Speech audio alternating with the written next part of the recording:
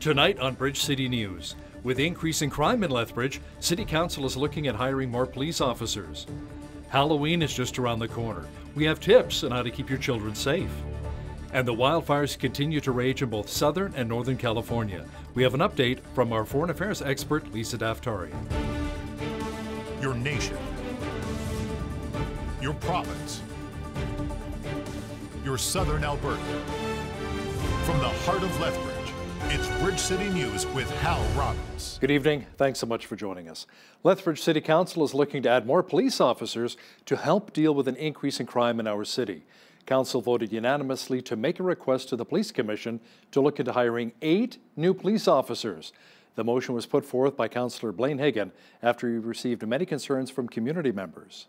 Councillor Hagan isn't going out and hiring 8 people and telling them to start work. This is definitely going to be up to the Police Commission to have this done, and that's why it's a request for them and not a direction for them to do that. I would hope that they'd come back and let us know exactly what their requirements are, and that together we can work, because of course it's a pot of money that we give to the Police Commission and for them to use accordingly to what they need.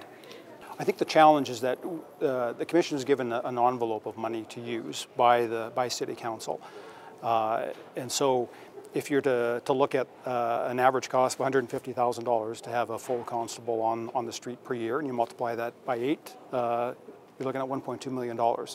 So where is that going to come from? But the Commission will take a look at that, and if the city would like to provide more money for that, we can do that. We'll also come up with other options. A man accused of robbing and assaulting a senior citizen last December is headed to trial. 27-year-old Riley Mistaken Chief of Brockett will go to court on April 27th for sexual assault with a weapon, choking, robbery, and break and enter. Cardston RCMP reported last year they charged a man who assaulted an elderly woman in her Cardston home on December 17th. The woman was taken to hospital and treated for her injuries. Her bank cards were then used many times, and police were able to identify a suspect from surveillance video. With Halloween coming up on Thursday, the youngsters will be going door to door looking for candy. Some families, however, have decided to ditch the traditional way of collecting sweets. Ainsley O'Reilly explains why some parents are doing things a little bit differently this year. Lethbridge police say that they've been monitoring social media, and people are wondering if there's going to be more boots on the ground Halloween night. Officers say there won't be, and residents need to remember that LPS is a part of the community too. We are going out. We are in our community. We don't go out dressed as police officers. We're the same as any other civilian when we're out there and we're doing it. So trust us, we want a community to be safe too, so that us and our families can also enjoy it. If you don't feel safe going door to door, LPS suggested some alternatives. Stay to neighborhoods and go to houses that you know, family, friends. Stay to the people that you know and you trust. Some communities are planning to boycott traditional trick-or-treating, one being Colehurst and a Northside community in Lethbridge. They've teamed up with Bikers Building Bridges. They've been having a lot of trouble with the crime rate there and needle debris, just with concerns in the community with the population growing. So we wanted to be able to provide a safe place that's been checked for any debris or anybody that shouldn't be there, for all their kids to go and just kind of enjoy Halloween how it should be enjoyed. The area is planning on decorating vehicles and handing out candy in the parking lot of the Church of Jesus Christ of Latter-day Saints. A lot of fun for the kids to have, and the parents can kind of meet their neighbors. It's almost like a little mini block party for the day for them to meet their neighbors and know the neighborhood. Registration isn't required, but 200 kids have already signed up. If you want to hand out candy, Bikers Building Bridges says that they could use your help. Just go to bikersbuildingbridges.com. For Bridge City News, I'm Ainsley O'Reilly. This Halloween, pet owners are sparing no expense when it comes to their fur babies' costumes. On average, North Americans will spend $490 million on pet costumes. That's more than double what owners spent 10 years ago. Social media is fueling the trend. Some are turning to sites for inspiration, while others are hoping to show off their pets online. BCN's Loris Alexander went to a local pet store to discover some of this year's best Halloween looks. What is your dog dressing up for Halloween as this year? Superman. And are you going to take him trick-or-treating with you? Yeah. Are you gonna share your candy with your dog? Or is he gonna have his own? He has a really sensitive stomach.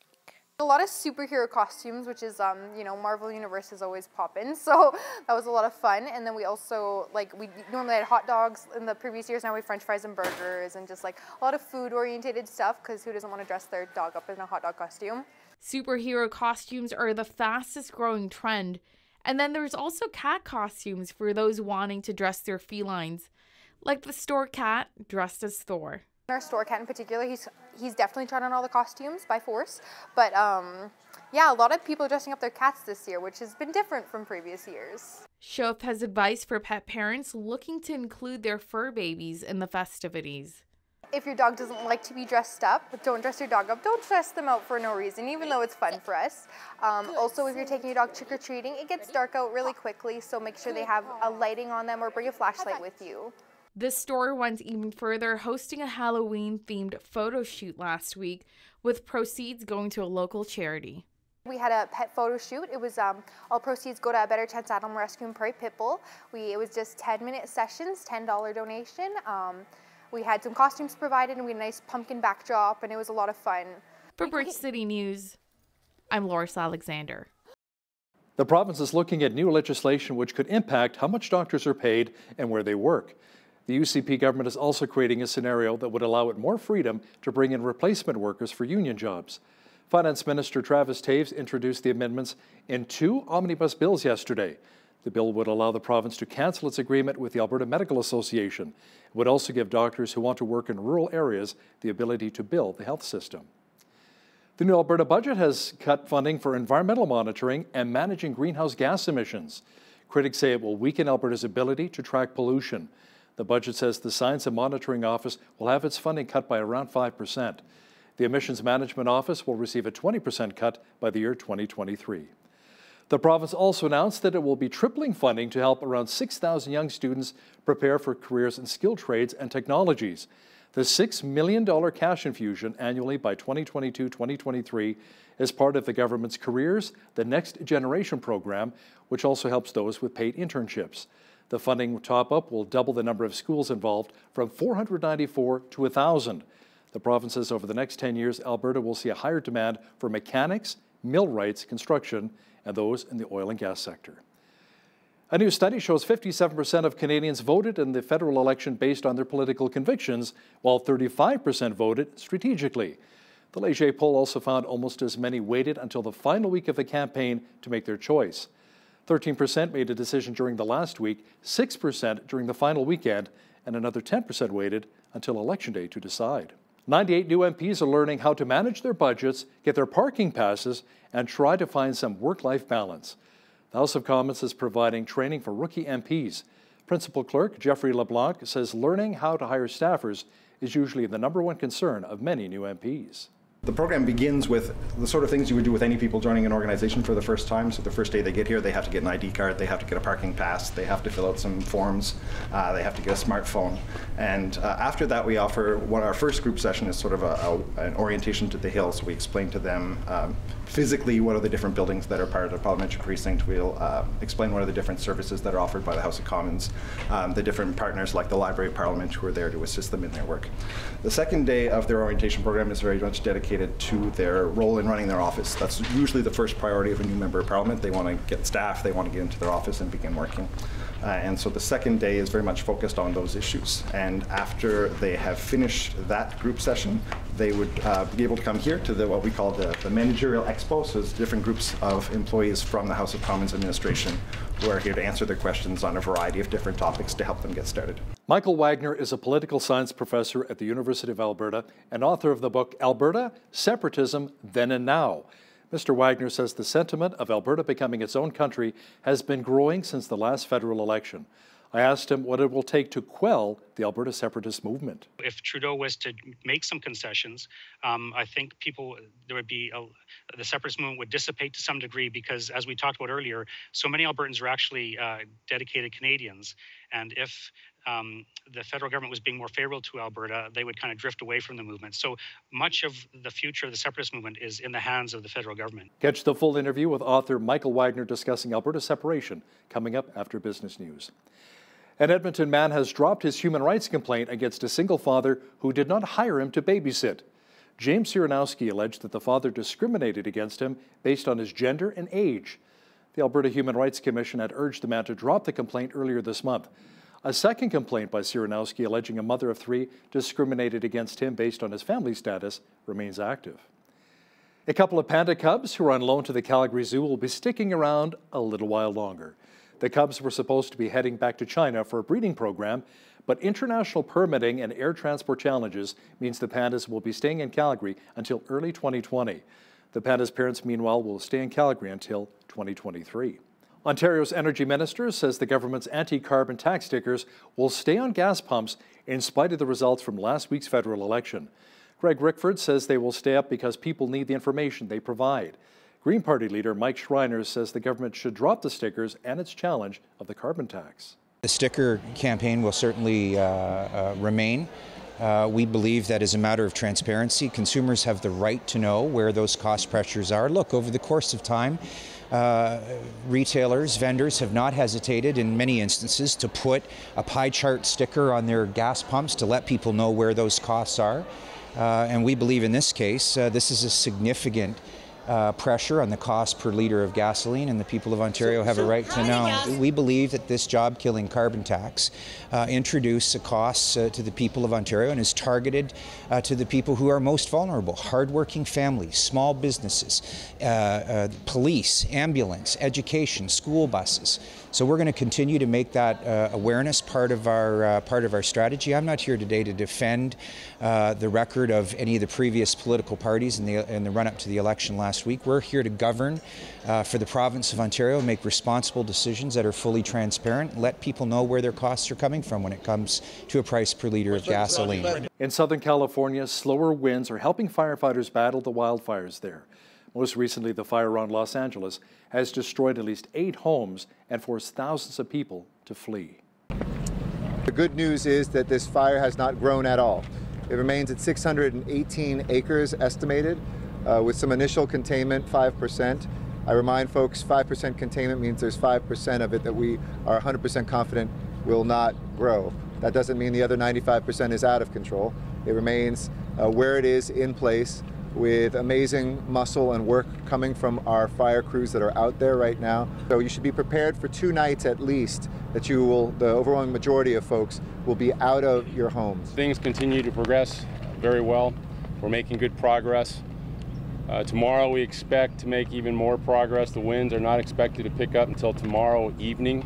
Our foreign affairs expert Lisa Daftari is about a kilometer from some of the wildfires burning near Los Angeles, and she says poor air quality in LA is even worse right now because of those wildfires. If I look out the window right here, you can see the fires in the distance, you can see the gray smoke, but you can also see that there is a smokiness or a smog, a thickness to the air quality. All the windows are closed. They've advised people who can work from home to work from home and not to go out, especially the elderly, the sick, those who cannot afford to breathe in that air. Catch the entire interview with Lisa Daftari as we discuss wildfires and how a mastermind behind ISIS is no more. That's coming up in the second half of our program. In Northern California, firefighters there continue to attack a wildfire burning in wine country ahead of another major wind event. The blaze has grown to over 160 square kilometers, destroying 96 buildings and threatening 80,000 more structures. So the message today was basically, look, the weather's changed. Let's get out there today. Let's engage safely and let's gain ground on this fire to get people back into their homes as soon as we can.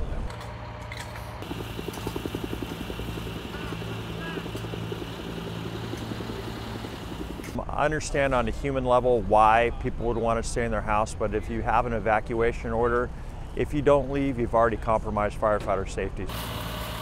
On the anniversary of the first 2 deadly crashes involving Boeing 737 MAX jets, the company's CEO apologized to the families affected by the air disasters. Dennis Muhlenberg made the apology at a U.S. Capitol Hill hearing earlier today. On behalf of myself and the Boeing Company, we are sorry, deeply and truly sorry. As a husband and father myself, I'm heartbroken by your losses. I think about you and your loved ones every day and I know our entire Boeing team does as well. I know that probably doesn't offer much comfort and healing at this point, but I want you to know that we carry those memories with us every day. At least 6 people were killed after an earthquake struck the southern Philippines earlier today. Officials say the quake measured 6.6 on the Richter scale. This latest quake is just over a week since a strong tremor jolted the same area, which left 7 people dead. Seismology experts say there were no threats of a tsunami. Outside of the 6 people killed today, other reports say several children were also injured after their school collapsed. The Philippines is located on the Pacific Ring of Fire, where about 90% of the world's earthquakes strike. It was on this day that Black Tuesday hit Wall Street and the Great Depression began. Osama bin Laden admits ordering the September 11th attacks, and John Glenn returns to space. This is Today in History for October the 29th.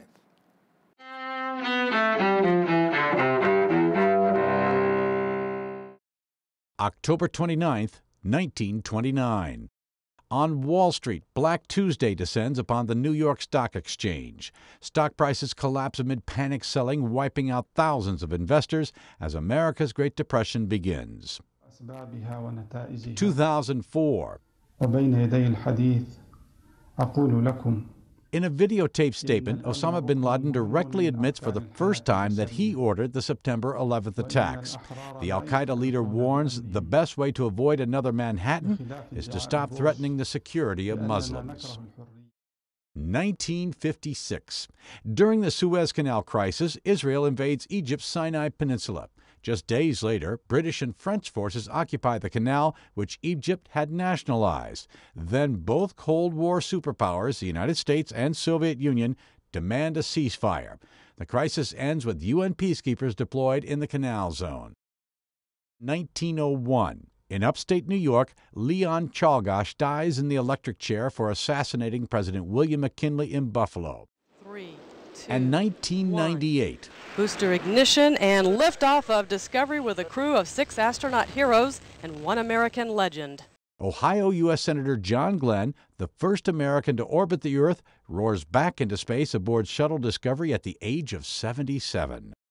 Today in History, October 29th, Tim McGuire, The Associated Press. The Voice of the Martyrs is calling on Christians around the world to pray for persecuted believers in North Korea as the International Day of Prayer for the Persecuted Church takes place on November the 3rd. In this next report, we see firsthand a dramatic example of the challenges following Christ inside of one of the world's most restricted countries.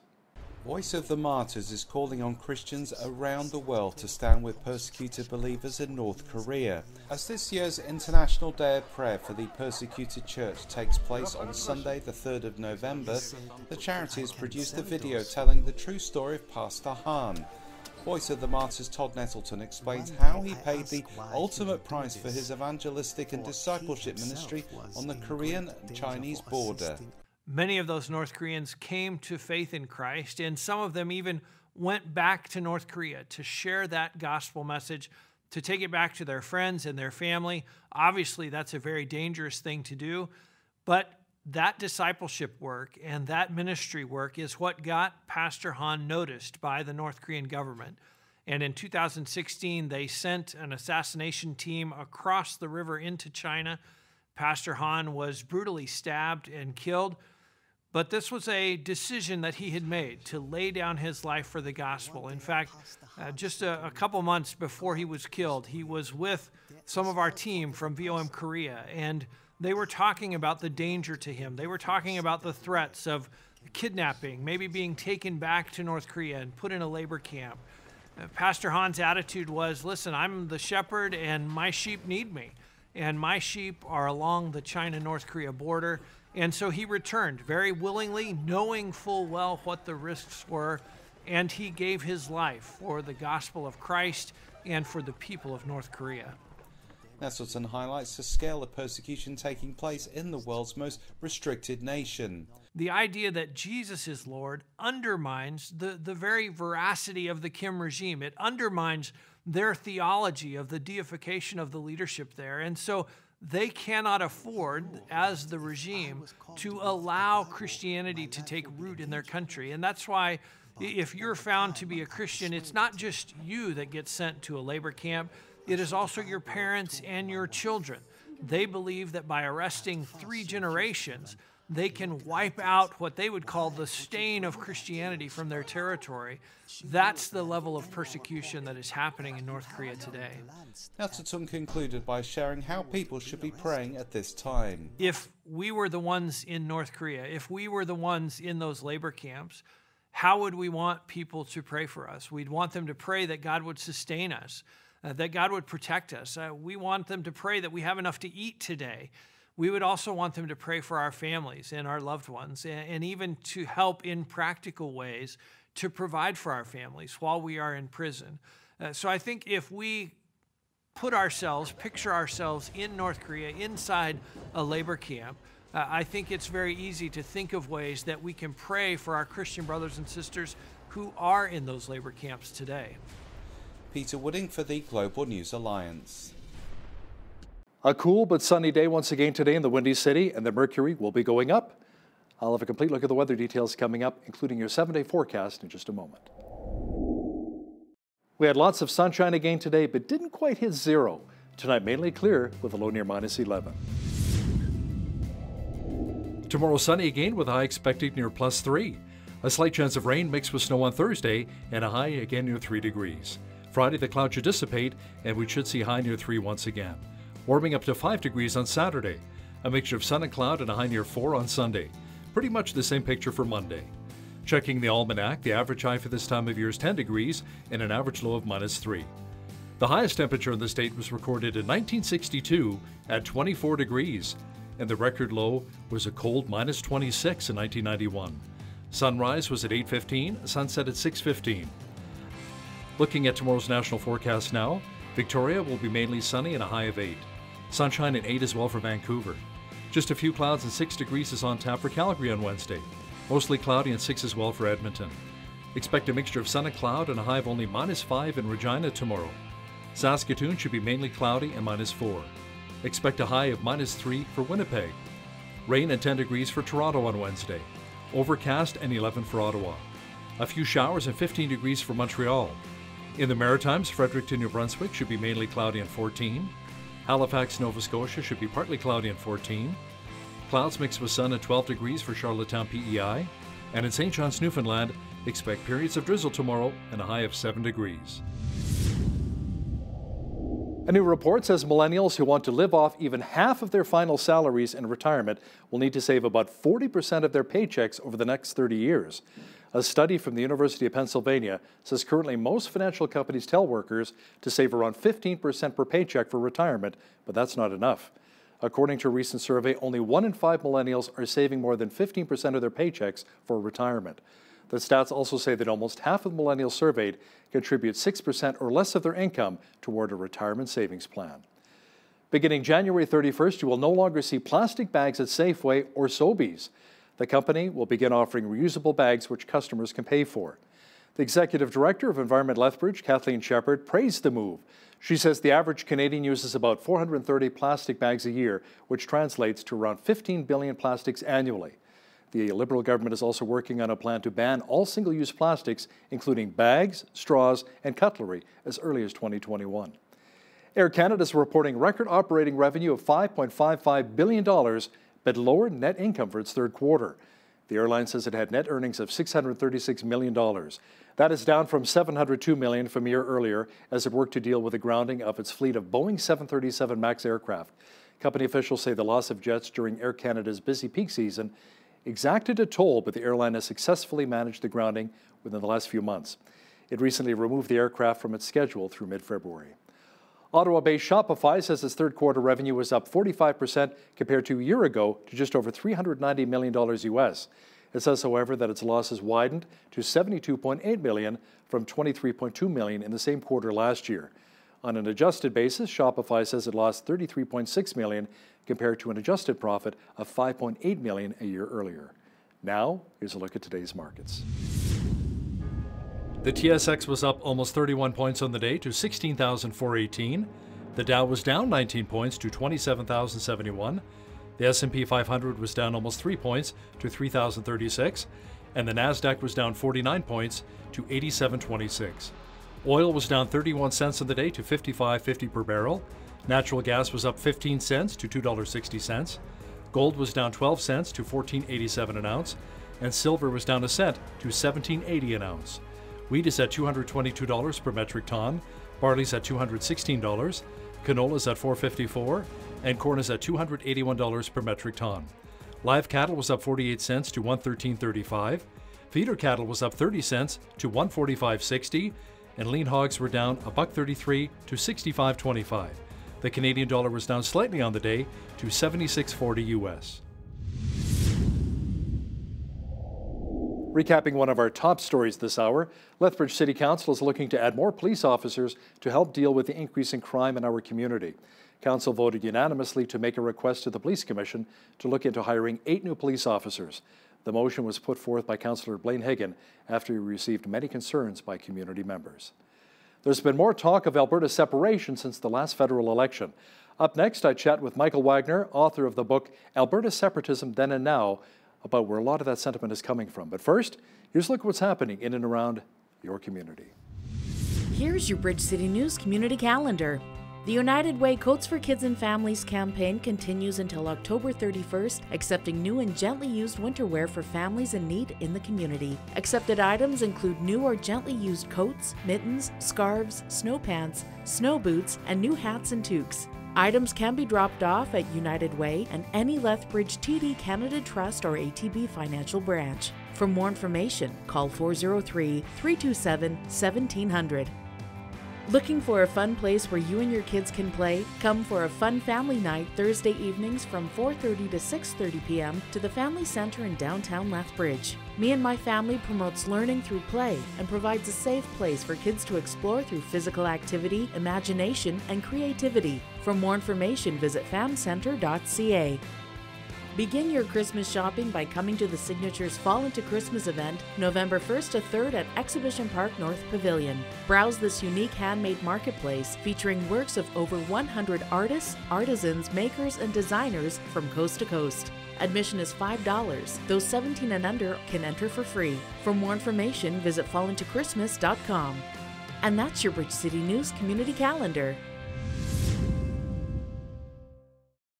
In the aftermath of the federal election, there has been a dramatic increase in the number of Western Canadians calling for separation from Canada. The day before the election, the Facebook group VoteWexit.com had about 2,000 members, but by Tuesday evening, membership was over 165,000 members. Joining me now to discuss this from Edmonton via Skype is Michael Wagner, author of the book Alberta Separatism Then and Now. Michael, welcome to BCN. Thank you for having me. Now, first of all, Michael, what are the main reasons for Albertans and other Westerners wanting to separate from Canada? Does that have a lot to do with the oil and gas sector? Yeah, that's primarily the main reason. I mean, Alberta would like to get more pipelines to get its oil to market. And the current federal government of Justin Trudeau has taken actions to prevent various pipelines, such as the Northern Gateway and many believe the Eastern Pipeline as well. There are pipelines. These were pipelines that were necessary for Alberta to be able to develop its oil resources and get them to market. And so without those pipelines, there'll be less economic development, therefore less jobs and less prosperity in Alberta. And Albertans knew that if Justin Trudeau was reelected, that these pipeline blocking policies would continue to be in effect, and that would be hurting Alberta. And many Albertans are just upset that people would vote for a government that would deliberately block economic development of their province. Well, it's interesting too, yeah, because you've got the federal government, Justin Trudeau, buying the Trans Mountain Pipeline expansion for $4.5 billion, but at the same time, Bill C-69, or as Kenny refers to it, the No More Pipelines Act. So one doesn't really work with the other. Yeah, he's got a bit of a contradiction in his policy. I mean, even the environmentalists are concerned about him continuing with the Trans Mountain Pipeline. He's trying to say that you can have economic development and environmental friendly policies at the same time, which is probably true. But the way he's doing it, he's making both sides angry because he's not allowing enough pipelines to go through for the Alberta perspective, but he's even allowing one is too many for the environmentalists. Now, Alberta Premier Jason Kenney has gone on record saying he has no desire to separate from Canada, since it would landlock our resources even more. Your thoughts? Well, I don't know that it would landlock our resources more because, from my perspective, the demand for oil seems to be increasing every year, and as far as they can tell, that demand is going to continue to increase. And Alberta has lots of those oil resources that the world needs. So I think that even if Alberta became independent, the fact that the world needs that oil resource will ultimately lead to Alberta being able to export the oil, even if it had to be through the United States. Can you explain the difference between separatist groups like Alberta Freedom Alliance and others like Wexit Alberta? Yeah, after the 2015 federal election, Albertans in different parts of the province began to be concerned about the direction of the country, and different ones started forming groups separate that would try to register a separatist party for the 2019 provincial election. So the Alberta Freedom Alliance was one of those attempts. It was formed early in 2018. It tried to get a party registered, but it couldn't get enough signatures that was required. So right now it's just a non-party organization. Wexit Alberta is also trying to become a provincial separatist party that would be able to run candidates. And if they don't get enough signatures, they plan to run a sufficient number of candidates would allow them to be registered. That's also what the Alberta Independence Party was able to do for the 2019 provincial election. So there are a number of different groups kind of pursuing the same goal, but not working together. And I think that Wexit, the idea that Peter Downing of Wexit has is to try and bring these groups together, because if there needs to be only one separatist provincial party, otherwise they're competing with each other and they're undermining their own work. Now, compared to the separatist movement from the 1970s and 80s, would you say there's even more of an appetite to separate now compared to back then? Well, in one sense, I would say there's more, and that is that I think that separatism is a more viable option, because if you remember back to the 1970s and the conflict between Premier Peter Lougheed and Prime Minister Pierre Trudeau, there was a lot of conflict between them over the oil industry, and yet the surveys that were done at that time, support for separatism was generally always in the single digits, like 6 or 7%. After 1980, with the National Energy Program, since then, there's been consistent polling where separatism has support of at least double digits, like in the teens or even 20 or 25%. So I think there's been a change in Alberta's political culture as a result of the National Energy Program, so that separatism is a more viable option, and people are more willing to look at it now than they were before that time. So for that reason, I think there's more likely. Like, people are more likely to support it now than then. The other thing that's changed since then was the 1998 Supreme Court reference decision on the secession reference decision about Quebec, where the Supreme Court created a pathway for provinces to be able to pursue separation. So there's a couple of advantages now that's a significant advantage that the separatist movement has now that the separatist movement in the 1980s didn't have. And so in that sense, it makes separatism more credible today than it was back in the early 1980s. Now, a lot of these separatist parties, are we talking about just Alberta separation, or are we maybe teaming up with Saskatchewan, Manitoba, maybe even BC, bring them along for the ride? Yes, I think the ultimate goal for these separatist groups is broader Western Canadian separation. It makes a lot more sense to have BC, Saskatchewan, and Manitoba together with Alberta. Alberta on its own does have the possibility of those landlocked kinds of situations occurring, but with BC and Saskatchewan, Manitoba, Western Canada really is a viable country on its own economically and politically and culturally. So even Wexit Alberta has sister organizations in Saskatchewan, Manitoba, and BC, because the ultimate goal, the long-term goal, would be an independent Western Canada and not just an independent Alberta. So how would you actually go in separating from the rest of Canada? What would that take legally and politically? Well, the Supreme Court basically laid that out in the secession reference case. There has to be a referendum in a province with a clear question about separation, and there has to be a clear majority voting in favor of separation. That would probably be more than 50% plus one, which is what many Quebec separatists wanted. So first, that would be the constitutional way of doing it, is holding a referendum that would get that clear majority on a clear question, and then the negotiations would begin between the provincial government and the federal government as to what would be required for that province to become independent. So that's kind of, in a nutshell, the legal and constitutional pathway for that. So how long would that process actually take? Well, probably a few years, because first of all, you'd have to get a legislature that had a majority of separatist MLAs who were willing to pursue a referendum. So in Alberta's case, the next provincial election in 2023, if a majority of separatist candidates were elected, they could hold a referendum. It would probably take a year or so before they could hold a referendum. And assuming that when that passed, then there would be the process of negotiation with the federal government. It's hard to predict how long that would take, but it would, it wouldn't be a short process, because there are so many different factors that would have to be taken into consideration. You know, Michael, I've lived all the way across this country, and I got to say, I love our country just the way it is, including Quebec. I love Quebec as well. I've been to Quebec City, Montreal. I've got a lot of friends out east. And I just love our country the way it is. I think a lot of Albertans feel the same way. Like they love our country just the way it is right now, but at the same time, they're frustrated. So how did we get to this point? Do you think Justin Trudeau really has to maybe patch over or heal some of the wounds here out west? Yeah, like it's really difficult to see how he can do that because he's committed so strongly to the environmental policies. I mean, letting through a couple more pipelines, I'm sure, would smooth over a lot of the problems. And like you say, most Albertans, even those who are considering separation, this is not something that they want to consider.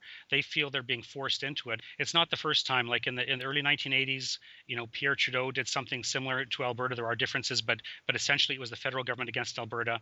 And then there was after the 2000 election, again, many Westerners felt left out because Jean Chrétien won the election with mostly Eastern votes, and Stockwell Day's Canadian Alliance got mostly Western votes. So there's developing a pattern of conflict between the federal government and and Central Canada and Alberta, and so it keeps reappearing. And so for a long-term solution, Eastern Canada would kind of have to change their attitude towards us, I think, in some respects. Now, there's some very real practical challenges to becoming an independent nation. What kind of currency do you use? How would you develop an Alberta Armed Forces, a federal judiciary, a federal healthcare system, pension plan, and the list goes on and on? How will all of that work, Michael? Yeah, well, that, like you say, there's quite a number of issues there. Realistically, it would take a long period of time to bring those into fruition. Some of them, though, could actually be done before there's a separation. For example, an Alberta police force could be instituted under the current constitution. Also, an Alberta pension plan could be instituted under the current constitution, and various other matters like that. I mean, right now our healthcare system is administered mostly provincially. So if Alberta was to separate, a lot of the changes would actually be administrative as opposed to any concrete changes in our healthcare system. But we could begin moving towards some of these provincial programs even before a separatism vote was taken. And like this would show that Alberta has the capacity to handle these kind of things. So it would actually be wise to move in that direction, just to show that Alberta could do these things, before further action was taken. Now, there's some who argue that it may be simply better to have a strong separatist party in Alberta, similar to what Quebec has with the Bloc Québécois and even the Parti Québécois, and make demands of the federal government under the threat of separation. What do you think of that? Well, that's an interesting possibility. I think that if there's a separatist party in Alberta that truly pursues separation, there could be a side effect where the federal government would be willing to make concessions to alleviate the support for separation in Alberta. But I think I don't think like going to the federal government and saying do this for us or we'll separate. I don't think it would be wise to do it that blatantly. But for separatists, for Albertans who do support separatism, to support a separatist party, and then maybe in the meantime the federal government will try and make concessions. But the goal of the party itself has to be separation, because if the federal government sees a separatist party as just kind of a negotiating tactic, it would be very easy for them to dismiss the separatists that way. What would you like to see when it comes to equalization payments? You want to see a few changes there as well? Well, you know what? Like the idea of equalization is not a bad idea in and of itself. The idea of a wealthier part of the country, providing money so that people in other parts of the country can have equal services, that's not a bad idea in and of itself. I think one of the main reasons that equalization is so controversial right now is because the province that's receiving the vast majority of the equalization, Quebec, is also taking an active part in trying to prevent the development of Alberta's oil resources, which are the source of the funding for the equalization. So it seems kind of hypocritical for the people who are benefiting the most from it to oppose where the money's coming from. So I think a change in policy on the Quebec government part to stop opposing Alberta's oil resources would be a big step towards alleviating the current concerns over equalization. Would you like to see a change in the way political seats are distributed in Canada? Just 2 cities alone, Toronto and Montreal, have more seats, more representation than the entire province of Alberta. Yeah, the fact that those cities and those areas have so much more power in the federal government certainly works against Alberta's interests. However, our political system is based on representation by population, and that's where the population is. So realistically, in a democratic situation, a democratic country, I don't think it'd be possible to change how the seats are distributed in a way that would be favorable to Alberta, just because we do want the people, the areas with the most population, to have the most votes, because the basic principle of one person, one vote is the basis of the democratic system. What does Alberta Premier Jason Kenney need to do to give Alberta a proper place in federation? Well, I think the strongest thing that he could do is something that he's already ruled out, and that is to hold a referendum on independence. I think if he held such a referendum and there was substantial support for it, that would give him a very strong negotiating power in dealing with the federal government and getting a better deal for Alberta. But so that would be what he could do to do that, but I don't think he's willing to do that. It's quite a drastic step from his perspective. Michael, where do you see the Alberta separatist movement going in the next 5 to 10 years? Well, so much of that would depend on the political circumstances. I think if things continue in the current direction and Prime Minister Justin Trudeau is not willing to make any concessions to Alberta, I'm certain that this movement is going to continue to grow and have more influence. Although if Trudeau was to make some concessions, I think there would be the separatist movement would dissipate to some degree because, as we talked about earlier, so many Albertans are actually dedicated Canadians. And if the federal government was being more favorable to Alberta, they would kind of drift away from the movement. So much of the future of the separatist movement is in the hands of the federal government. You know, we talked to a lot of Albertans who are frustrated, but what about in Saskatchewan and Manitoba? Are they just as frustrated and willing to join us in this potential separation vote? Well, Saskatchewan right now has a significant amount, and Manitoba less so. Alberta has always been the leading Western province for separation. I think that's because so much of the issues underlying this, the separation have to do with the oil industry, and the oil industry is primarily in Alberta, although to some degree in Saskatchewan. So I think Alberta will always be the province with the most support for separatism, but there definitely is some discontent in Saskatchewan, as shown by the election results last week, and to a lesser degree, but there is some in Manitoba as well. Michael Wagner, author of the book Alberta, Separatism Then and Now. Thanks for joining me today from Edmonton. Well, thank you so much for having me.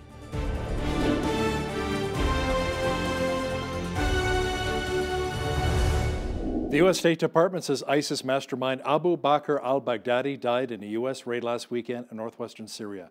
To talk more about it and other big events from around the globe is our foreign affairs expert Lisa Daftari, joining me from Los Angeles. Lisa, reports say the operation only lasted a couple of hours and he, along with 3 of his kids, died?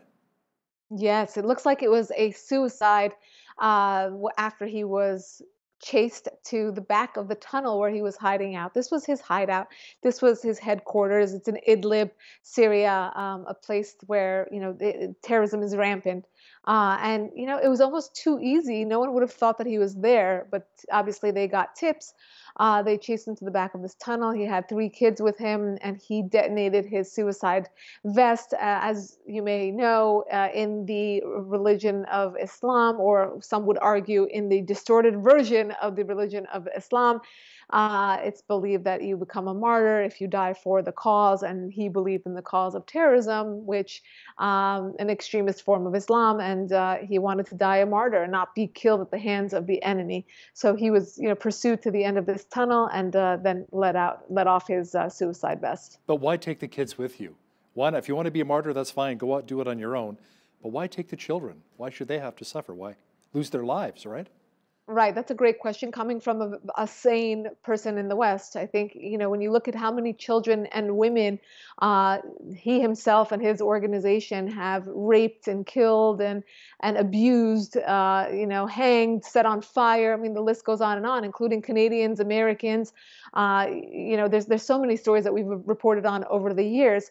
I mean, he's a cruel man, but I think he just didn't want the children to be tortured or any information to be taken from them if they became, you know, interrogated. He just didn't want them in the hands of the enemy. So again, he becomes a martyr. The children become martyred. And in his eyes, that was the way to win. Al-Baghdadi was killed in a hotbed of terror groups and foreign fighters along the Syria-Turkey border. Do you think this will maybe lead to more rise of the insurgents in the area? Yeah, it's a great question also because, you know, this morning I thought to myself, well, was there any deal kind of struck between Turkey and the United States in his capture? You know, what did Turkey have to do with this? What did Iraq have to do with this? I mean, everyone is all applause, you know, about this capture, which obviously it's a win for all. I mean, no one is upset about the loss of ISIS's leader. But at the same time, how did we now come upon him? What information was known in the past? And the funny story that comes about this is that there was an aide involved, and there was also a capturing of they were watching their patterns. So they would be traveling in cars that were filled with fruit or vegetables and trucks that were filled with fruits and vegetables. So it made it look like they're just, one of the other farmers or people who are just going to market or whatever they were doing. But again, this was near a very important border, a very important entry, an area where there is a lot of activity right now, and who knows how much more can be uncovered from this area. But for now, the number 1 and number 2, it was announced this morning that the number 2 in ISIS was also taken out by this U.S. raid. Okay, Lisa, let's talk about Brexit now. The European Union is considering a flexible 3-month extension. It's hoping to endorse a Brexit delay to January 31st with an earlier departure possible. Tell me more about that. It's going to be 2020, and we're still going to be talking about, will exit be a yes or a no? He loves me not. I mean, they've run out of flowers in the UK over this. But if you think about it, Brexit, the vote was before the Donald Trump presidency vote. And what's interesting about that is that we're already talking about the next round of elections here in the United States. You had elections in Canada, and we're still talking about whether or not Brexit will be a yes or a no. But think about how symbolic we thought Brexit would be, and it was for its time. But I think it's lost a lot of its oomph, whether or not it goes through or doesn't go through. I mean, the fact that it's been kicked around so much with so many political favors on both sides, I think it's really lost that knockout punch that it was created to have. And whether or not they stay in the EU, I think is going to be less consequential than it was initially intended to be. Over in Asia, gangs are taking advantage of the Hong Kong protests and stretch police resources by smuggling luxury goods between the city and mainland China.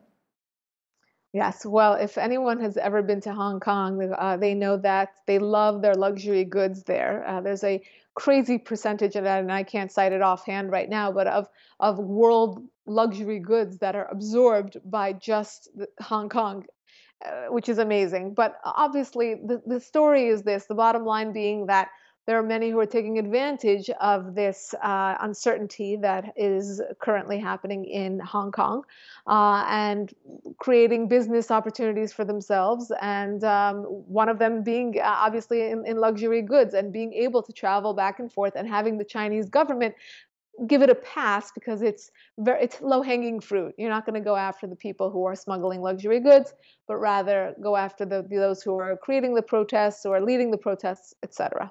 On another note, Hong Kong business people are now setting their sights on North America. That includes high-tech professionals, bankers, and financiers.